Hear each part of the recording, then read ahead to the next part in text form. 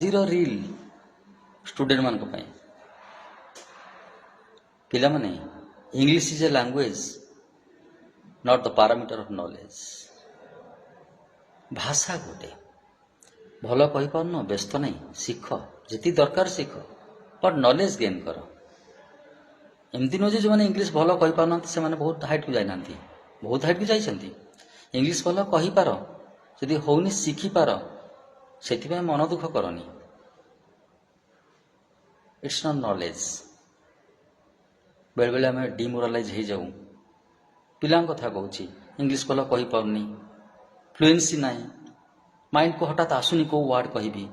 ବ୍ୟସ୍ତ ହୁଅନି, ଶିଖିପାର, କିଛି ବ୍ୟସ୍ତ ହୁଅନି। ଭଲ ନ କହିଲେ ବି ତମେ ହାଇଲି ସକ୍ସେସଫୁଲ ହେଇପାରିବ।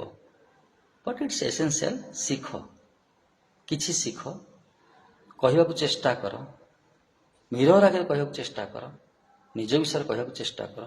ପ୍ରଥମେ ନହେଲେ ପଢ଼ିକି କୁହ, ପ୍ରାକ୍ଟିସ୍ କର, ନିଜେ କହିବାର ଗୋଟେ ଭିଡ଼ିଓ କର। ଏମିତି ବାର ବାର ପ୍ରାକ୍ଟିସ୍ କଲେ ହେଇଯିବ, ନିଶ୍ଚୟ ହେଇଯିବ। Don't worry.